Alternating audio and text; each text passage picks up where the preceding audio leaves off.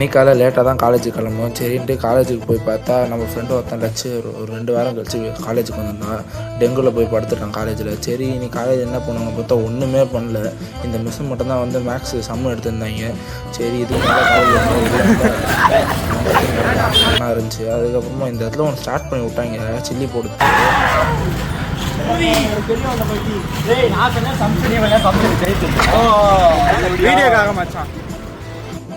சரி ஆனாடி எல்லாம் போகிற வரைக்கும் எல்லாருக்கும் மாற்றி மாற்றி ஊந்துச்சு. அப்படியே கொஞ்ச நேரத்தில் போர் அடிச்சு போச்சு எல்லாருக்கும். அப்படியே வண்டி எடுத்துன்னு வீட்டுக்கு வந்தால்